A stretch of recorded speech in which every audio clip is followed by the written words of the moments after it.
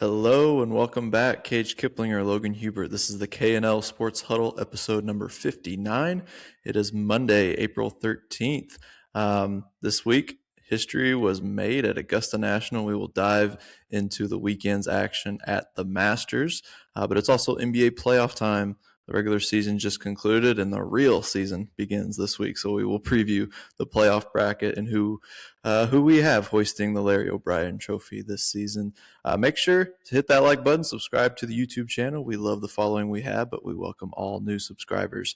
But if you prefer listening on Spotify, the link to our page is in our YouTube channel description. You can also get us on Instagram at HuddleKL Sports for breaking news and clips from our episodes. Logan, great to see you again. Start us off here. Absolutely, sir. Okay, starting in the NBA, Doc Rivers. I was about to say legendary coach. I don't know.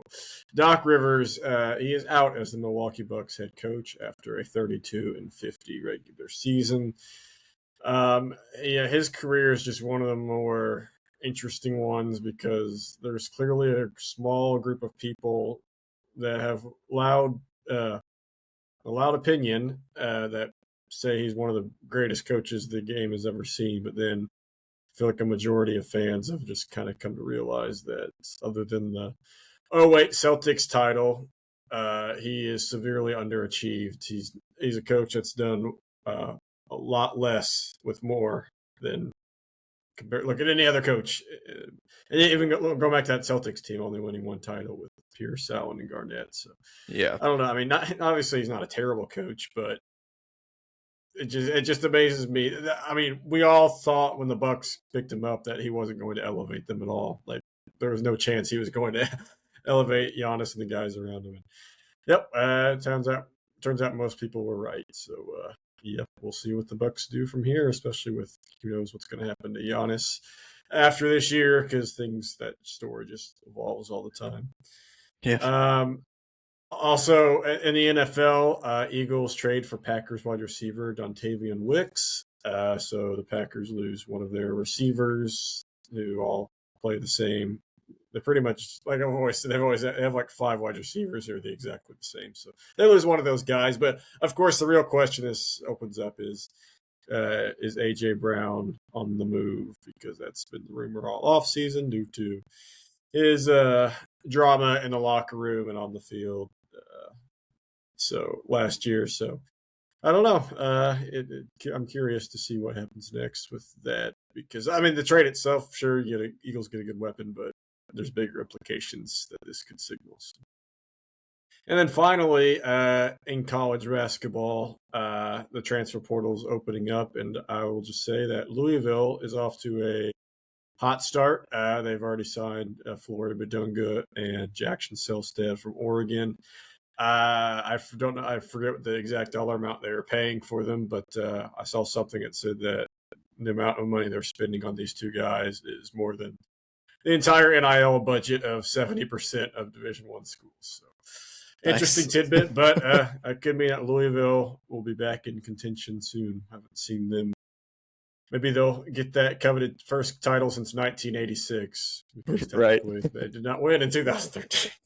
Gotta scrap that one from history, didn't we? All right.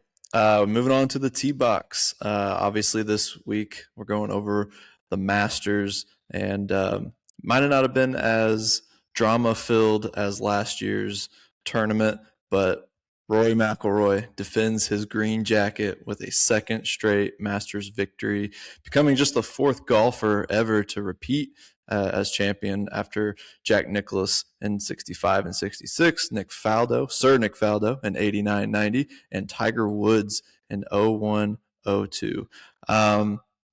He basically led for most of this tournament. He led after all 4 days, which I don't think had been done before at the Masters.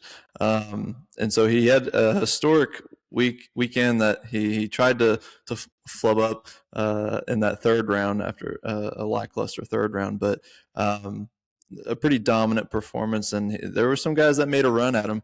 We definitely saw some good stuff from guys like Cam Young and Scottie Scheffler, obviously coming up close to him. But an incredible feat for him to have taken so long to win his first Masters, coming up short so many times, and then to win back-to-back kind of rewrites the whole script of him at Augusta National. Yeah, and it just kind of begs the question now if this is just the course he's built for now. Now that Right. it was clearly all mental for him. But I mean, even before he won these two Masters, I mean, he was in contention in so many of them. But now with the pressure off, since he's already got one, yeah, I mean, this course just seems right for him. And I would even say his Saturday wasn't. I mean, yeah, nowhere near as the first 2 days, but it wasn't like a classic Rory meltdown. Sure, he shot one over, but it was. I mean, it was the story was mostly just other guys catching up to him. Other guys having a great Saturday. Yeah, he did have a pretty bad 11th hole hitting it in the water, but on the third Saturday. But other than that, it was fine. But and then Sunday, yeah, it was just about survival basically. A couple guys took the lead a few times, but after I believe the 10th or 11th, he had the outright lead and just held on. Didn't make any mistakes. Tried to a couple times. That on 15, he nearly hit it in the water. He definitely caught a break there by catching. Getting the right spin, going the direction towards the hole, so he got lucky there. And then on 18, yeah, I don't know what he was trying to accomplish there. I don't know. When you're the best golfers in the world, I just don't understand why you don't have a shot. When you don't have a shot in your bag, that's just hit it straight. No draw, nothing fancy. You have a drive that works. It doesn't have to go as far as you want it to, but it just goes straight because that's all he needed to do. He didn't need to do anything out of the ordinary. Didn't need to do anything fancy. Just hit it straight. And yeah, he hooked it sliced it so far right that he may have actually caught a break because it ended up close to the hole number 10 fairway, where he was able to get a decent lie to get it back to the around the green on 18. Yeah, I thought he would maybe just play up the 10th green, just running up there, maybe possibly to get a shot to just hit onto the green from there. But yeah, an impressive performance. He had that chip in. That was a huge momentum boost. I think that was Friday. Well, Friday he just on fire. Those last right. 4 holes. I mean, just birdied all of them, and then that chip in. Yeah, you just knew he was in it to win it. You could say that second round on Friday won him the tournament. I mean, he went up 6 shots by the end of that, separating himself from the rest of the field pretty heavily there. And I believe he ended up biggest lead anyone's ever had after 2 days. Right. And obviously he's in rarefied air after getting the Grand Slam last year and now just being the 4th guy to do this. He's definitely moving up the ranks as far as, best golfers we've ever seen. But it's not just like that. It's the fact that, when we watched Tiger, he was so such a machine on the golf course that he just felt like you could do no wrong. With McIlroy, it's like he's so relatable because he does what we all do. He makes mistakes time and time again. So really cool to see him come through again to do this back to back. Let's get to your list of winners and losers from this Masters weekend. Yeah, so first of all, I couldn't decide if he was a winner or a loser, but I decided he was a winner, and that's Rory McIlroy, and that's because he won the Masters. So he's in my winners. Okay, so yeah, of course he was at the top of my winner board, so I'm going to alternate here. Loser, the first loser I put was CBS. This was definitely not their A game. I mean, just starting off Sunday. I mean, so there was just way too many shots of Rory, and Cam Young just writing stuff down on their scorecard that you just didn't. They were missing important stuff. Like Sam Burns literally tied the lead after the first hole.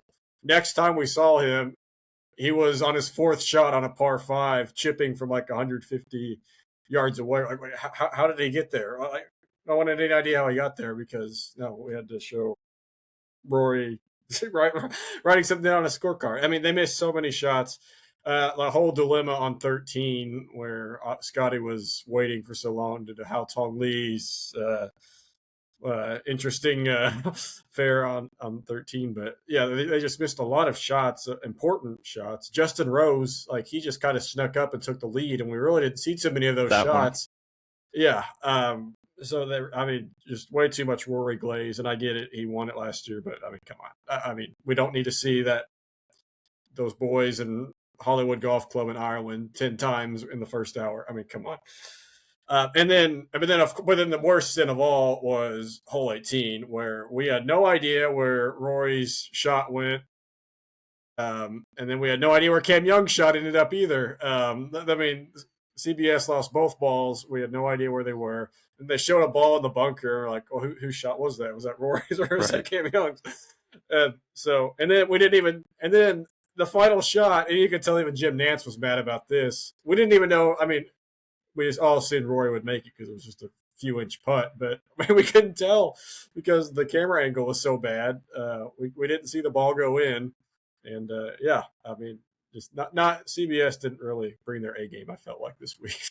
Yeah, the Justin Rose part, that was what was the most glaring to me because, see, I was watching on the Masters app, and so I wondered if the live broadcast mirrored what you were seeing on CBS, and just to hear the announcer say, and Justin Rose is in the lead. Yeah. I'm like, when did this happen?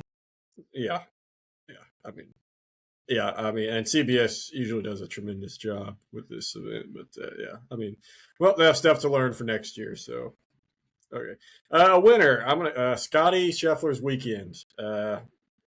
CBS reported when they interviewed him afterwards that he was the first player to go bogey free on the weekend since 1947.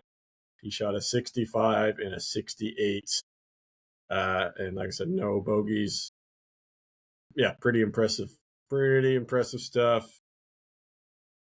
Not enough birdies, obviously. And especially on Sunday, I mean, he was just the par king where he would hit a great approach shot and then miss a putt. But then if he would have a bad drive or a bad iron shot, then he'd make a great putt to save par. So it was just the par king on Sunday.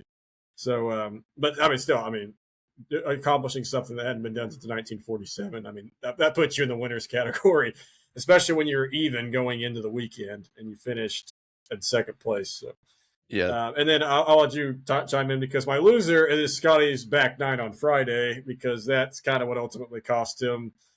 He bogeyed both par fives. He shot a 74 on Friday. Yeah, and this also just kind of goes with I put the PM AM group as losers because they were clearly at a disadvantage, and you saw that I think Rose and Scheffler were the only ones that were in contention by the end that were in that time period.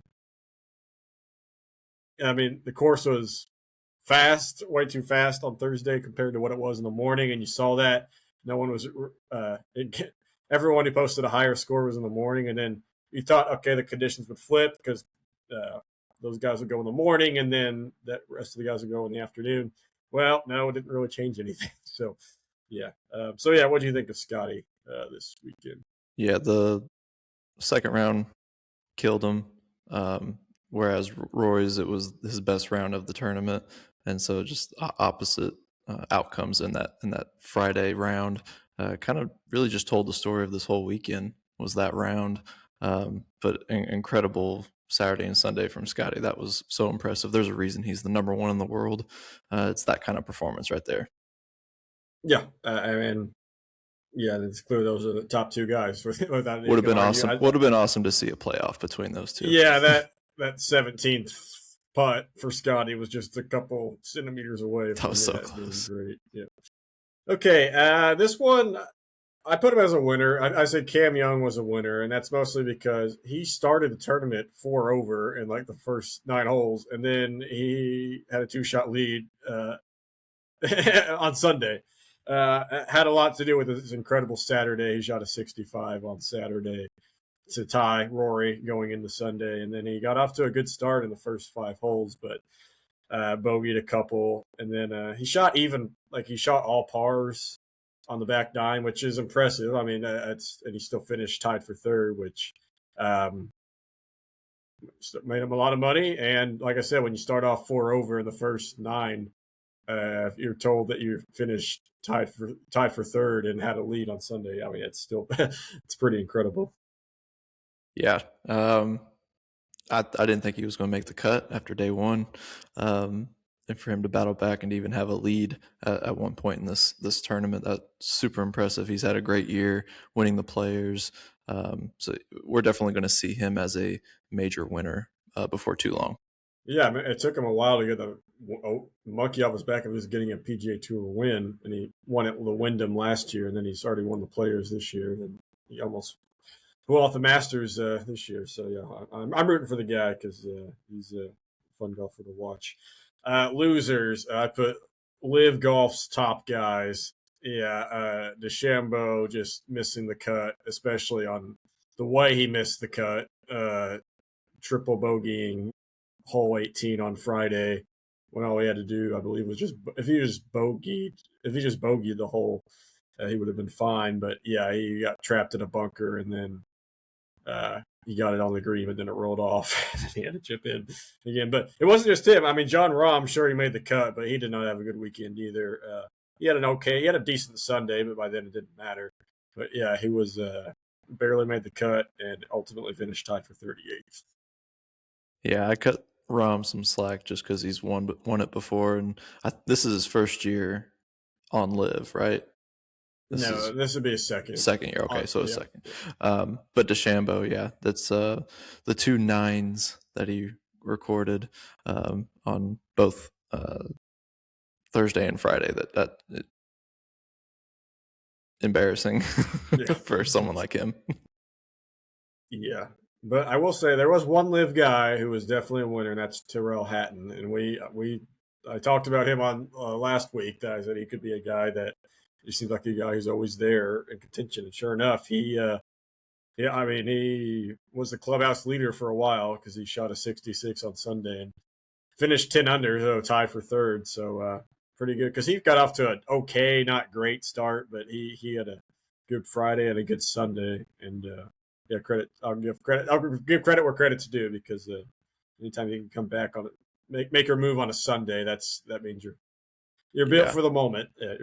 Yeah, he seems to always be in contention for these major tournaments and an entertaining guy to watch. You never know what's going to come out of his mouth, but he wasn't the one that really made a fool of himself on Augusta. That guy's on my loser list, who's also on a Live guy. A 45-year-old former Masters winner who was a dad with kids, I believe. Sergio Garcia just threw absolute temper tantrums that a 5-year-old would throw, and he smashed his driver against the tee box and broke his driver, and then he had to carry John Rahm's clubs because his caddy was fixing it. So, that puts you on the loser board. Yeah, I wonder if he'll be invited next year to the dinner. Who knows? He didn't give the middle finger like Bobby McIntyre did, but and since he's won before, he might be exempt from any. But it's just, we've seen this before at other courses, but if there's one place you don't want to do this at, it's Augusta National. Especially, I mean, it's not just the prestige of the course and all that, but it's the one golf tournament that has the most eyes on it. Like it's the Super Bowl of golf, basically. So yeah, just a horrible look for Sergio. Back to the winners. Colin Morikawa, a guy who was clearly injured. You could just tell by the way he was moving, but he climbed all the way to finish tied for 7th. So nothing but respect for that guy because tip of the hat. I mean, sometimes you hear, oh, he's coming off of surgery, he's injured, but then you look at him, oh, they're fine, they're recovered. Yeah, you could clearly tell by his movement, the way he was bending over to grab balls, that he was not 100%. But I mean, he made he had some good hole outs, and yeah, I mean, I was impressed with Colin. I wonder if it's a rule that your caddy can't grab your ball out of the cup, because I feel like this would have been the time to do Yeah. that. Because you could tell he was like an old man walking with his cane. He was using his golf club to help him walk.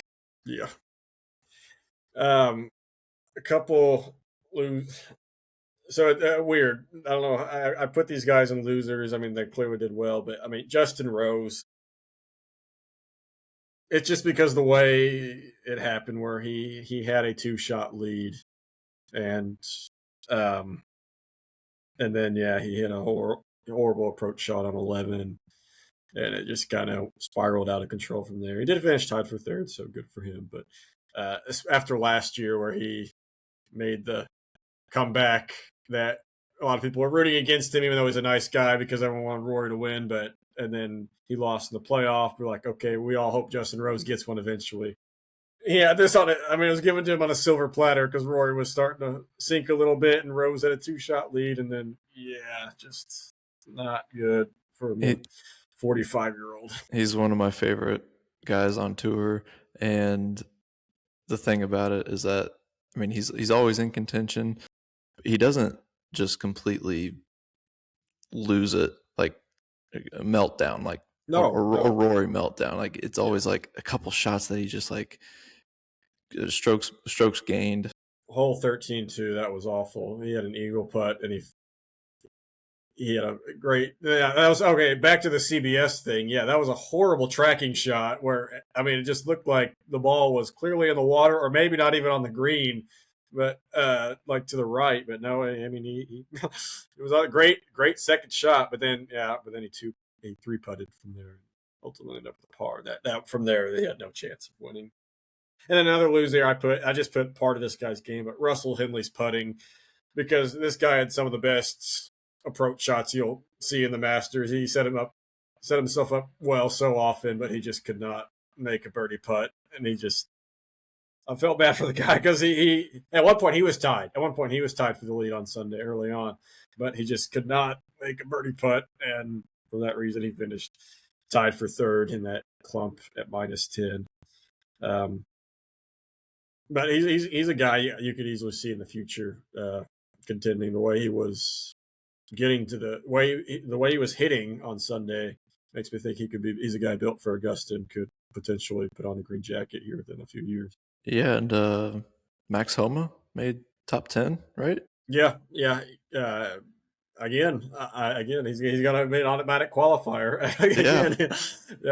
He's not ranked high enough to get in based off of those, but top 10 on the previous year's Masters always get an exemption to come back. So great for Max Homa.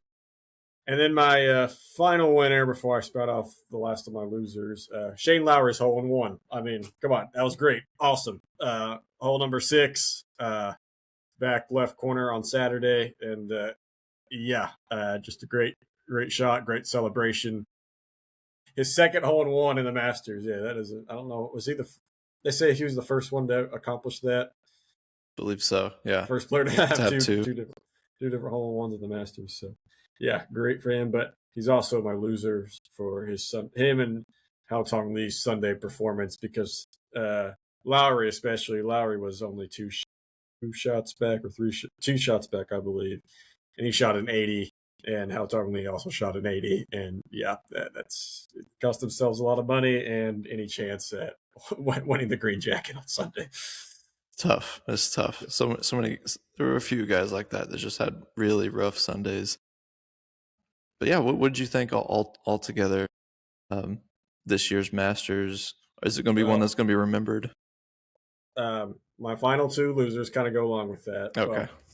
Amateurs, old guys were amateurs, and the old guys were losers, because no amateur, no old guy, like no Couples or Olazabal or VJ Singh or Weir made the cut, and no amateur. So it was kind of awkward in Rory's Butler cabin, where there was no person to put on no previous winner to put on the jacket, no amateur who won. So, which I think kind of contributes to this.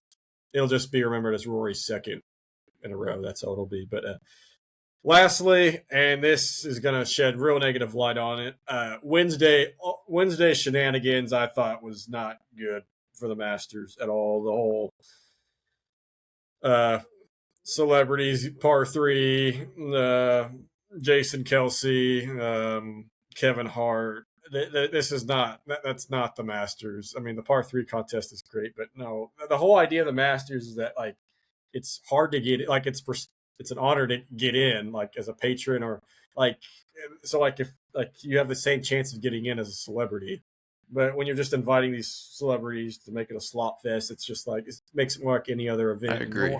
No one wants to see that. I get it. It's ESPN. It's Disney-fied. Disney kind of has ruined a lot of things over the last years. They turned things into slop fests. But yeah, hopefully this is a learning year for Ridley and all those guys in charge of Augusta. That yeah, let's not do that anymore. And no disrespect to Jason. No disrespect to Jason Kelsey. He's a fun guy, but he doesn't need to be. Keep him on Monday Night Football. We don't need him on at the Masters. No. Sorry. Yeah. I enjoyed watching it this weekend. It's just one of those tournaments where it kind of doesn't matter the outcome. Like Sunday is going to be close for the most part. Most tournaments are pretty close on Masters Sunday. And I do think it'll be remembered probably incorrectly when we 10, 20, 30 years from now, they'll probably look back and people will assume there was more drama at the end of this tournament with the way the scores ended up and that Scheffler and Rory were neck and neck.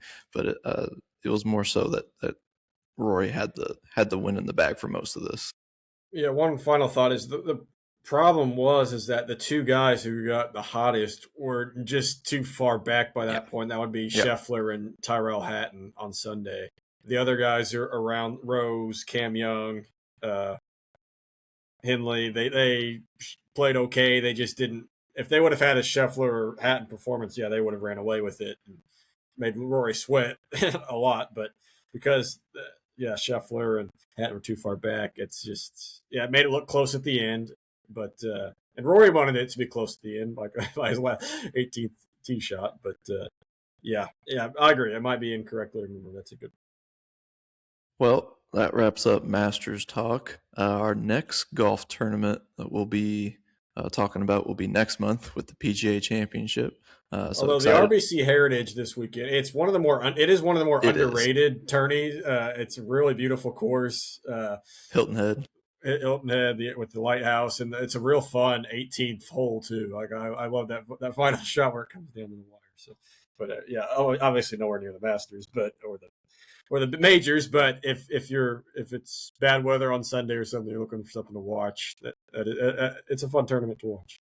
Definitely. All right, let's move on to the Hardwood. As mentioned, NBA regular season concluded, and we get the real NBA season now, with the only teams left in contention, which that's 2/3 of the league is still in contention. Ridiculous. Looking at this playoff bracket. Contention's a strong word. I will say that. Right. These play-in games, we've got Clippers, Warriors, Suns, and Trailblazers in the Western Conference playing for play-in spots. Hornets, Heat, Sixers, Magic. Not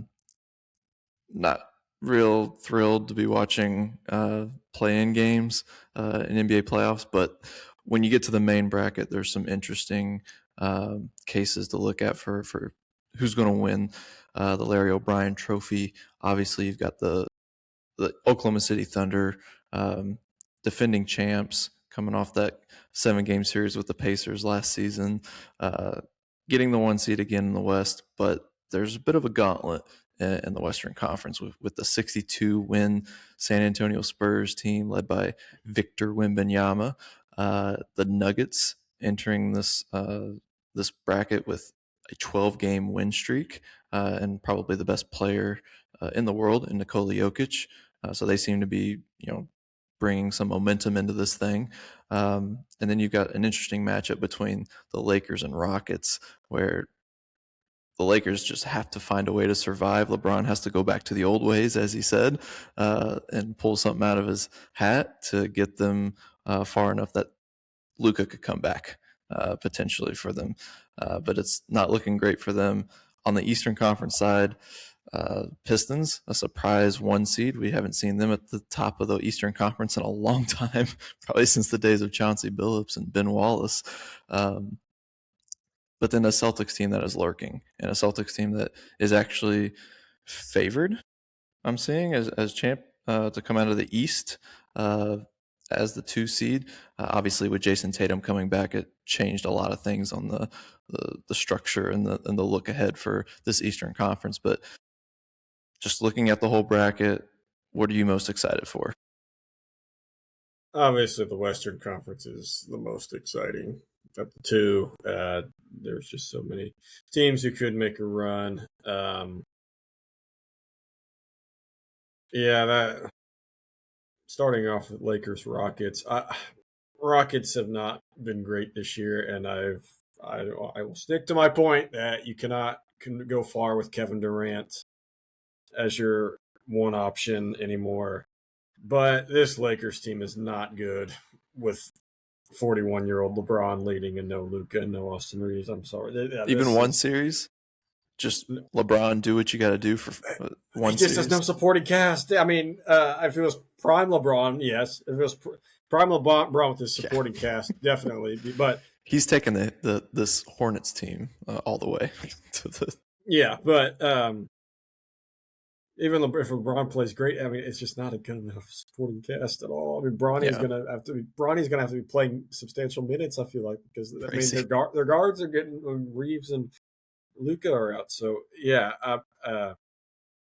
it'll just be too much to overcome for the Lakers. But it doesn't matter because that team's going to face the Thunder in the next round, and both of those teams, even if Luka comes back, I feel like we get wiped off. They're going to get wiped off the face of the earth against the Thunder. So does it really matter? No, not really. Yeah, I feel like it could help LeBron's GOAT case substantially if he beats the Rockets doing this with this supporting cast. I don't think he has anything to lose here because he's 41 and he's carrying a team. But he could definitely cement. He could help improve what's already an incredible legacy. Nuggets, Timberwolves. I feel like these two teams meet just about every year, and it's always entertaining. Yeah. And I feel like that's going to be the case again. And this time, it's a first round matchup. So, looking forward to that. Really, none of the play-in teams of the West scare anybody. I mean, the Suns or the Trailblazers the Spurs are gonna take care of them easily. And then whatever poor soul gets to face the Thunder between the loser of that and the Clippers and the Warriors are. I mean, if you haven't been watching the NBA, the Warriors are not good. Like, I mean, LeBron and Curry both have really bad supporting cast this year. It's unfortunate. And it's unfortunate. So, but the West, I'm looking forward to seeing how the West plays out because, while I do view the Thunder as the favorite, I think the Spurs are built well enough, the Nuggets are built well enough, and if the Timberwolves get enough breaks to go their way, they're good enough to potentially do something. Yeah, definitely once you get to that semifinal round and we're seeing like Thunder and whoever they play, and then most likely Nuggets, Spurs, that's going to be some incredible basketball being played in the Western Conference. It's top heavy out there, but once you get to that next round, that's when the series get really good. Yeah, like I said, I don't think the Thunder are going to have any troubles in that second round matchup. But whoever they face, but they'll have an advantage too because whoever they face will be battle scarred between the Nuggets and the Spurs. But the Spurs played pretty well against the Thunder in the regular season this year, so I mean it could be an interesting matchup. But going out east, Cavs Raptors. If you look up NBA TV. All games on NBA TV, playoff series, this series is that written all over it. I mean, come on. Knicks, Hawks. Hawks are feisty, but I just think experience is going to win out here. And the Knicks this Knicks core has been to the postseason a few times already and won these first round series, so I like the Knicks against the Hawks. Yeah, it'd be an absolute failure of a season if the Knicks were to be knocked out of this first round after firing Thibodeau, getting Mike Brown. there's a lot of pressure from Dolan on this team to get to a finals. We should be set up for a Knicks Celtics, which we were kind of robbed of. I think it was a couple years ago, but I think the Hawks have won 19 of their last 24, so they are a bit of a hot team coming into this. It could be a sneaky good series to look for. It's kind of a bad matchup for the Knicks, but this Eastern Conference doesn't look as great when the Cavs aren't as good as they have been in past couple of years. The Pacers aren't in the bracket, which kind of depletes this. The Heat don't have a good defensive team, which is crazy to think about. They always have a good defensive team. But yeah, and the Sixers are depleted health wise, so it's doesn't look like as interesting of a Eastern Conference bracket as we are accustomed to. Yeah, Celtics Knicks could be a very great Eastern Conference semifinal series. I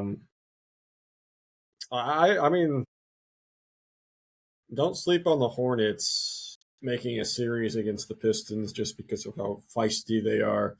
That's my prediction. I think the Hornets will come out as the 8 seed here, and I think they'll give the Pistons. They won't beat the Pistons in a series, but that could be a real interesting series because there's going to be pressure on the Pistons.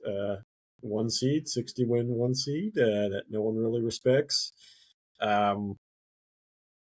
And yeah, they're going to have to overcome that. But yeah, it's very simple. And then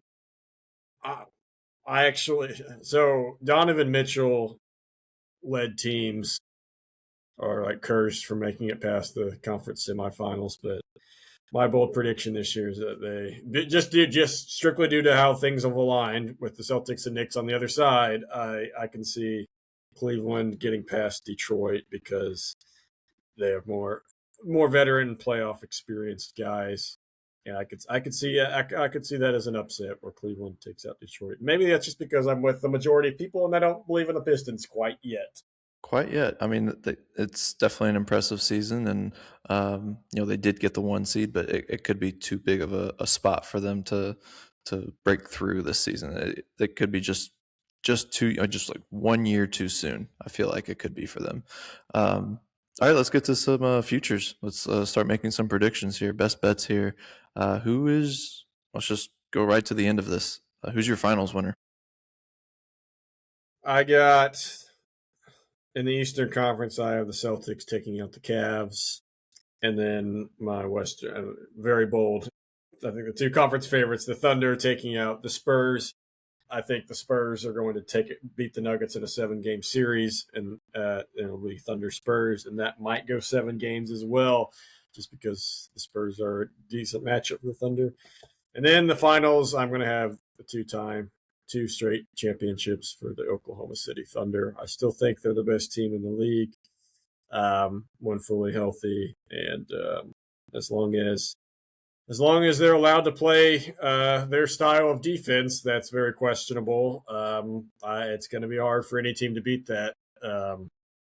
So yeah, and don't rule out guys playing against the Thunder getting crazy injuries from interesting fouls committed by the Thunder. Yeah, it's hard to pick against the what's basically the best team in the league in the Thunder, and I've gotten cute in some other sports. I picked against the Dodgers last season to win the World Series. I picked against Rory to not win the Masters. So yeah, I definitely have the Thunder going all the way here. It's only plus 115 so on FanDuel, so you're not getting a ton of value on it, but I do have them playing the Celtics. I think the Celtics it's the absolute right pick to come out of the East. I think when the news broke that Tatum was coming back, I think the value on this team just skyrocketed. Well, just while they were playing without him before. Exactly. I mean, guys getting experience, getting good basketball experience before, they're winning a lot of games, and then Tatum comes back, and they're still obviously still going to be very good. So yeah, I mean, it's all set up for the Celtics here. The thing about the NBA playoffs, though, we mentioned it last year, it is long. So do not rule out a star or two getting hurt and being out. We saw that with Tatum last year. I mean, but there's no way you could predict that, who it's going to be, but that's why it's hard to. I mean, if everyone's healthy, I feel like the Thunder are the best team. Chet goes down, they lose a big guy. I mean, they lose a big guy, a key shot blocker, a key offensive weapon.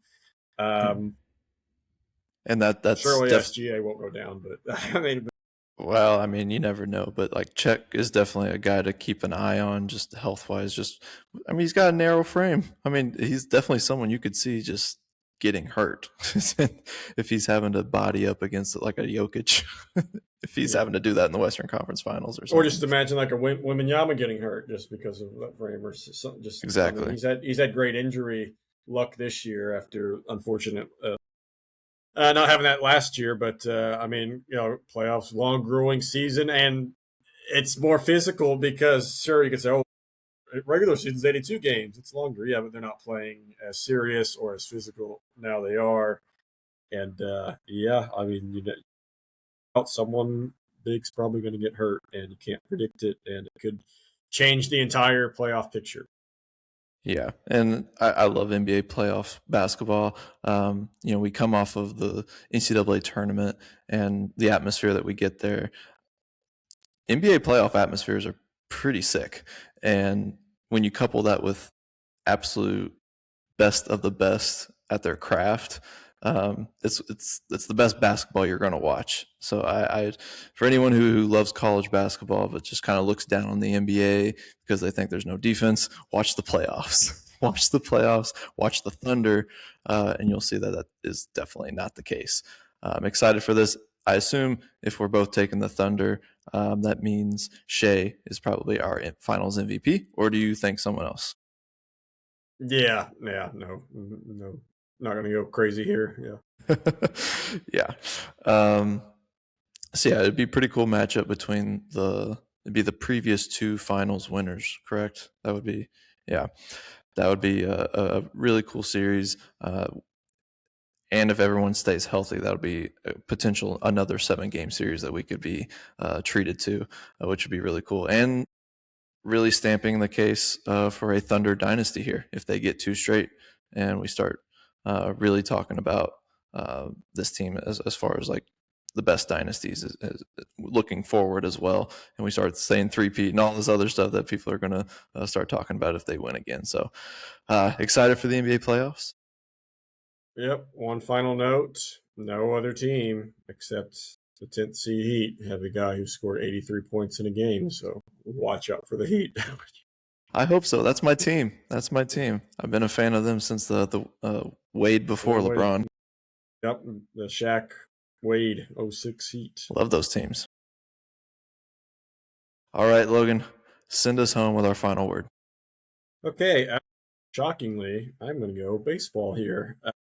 Remember a couple weeks ago, well, when we did our preview, I said the American League will just be it could go a number of different ways. Well, I just looked at the standings, and currently the Twins and the Guardians are leading the entire AL conference at 9-7, and the last place teams, White Sox and Astros, are 6-10 and 6-11.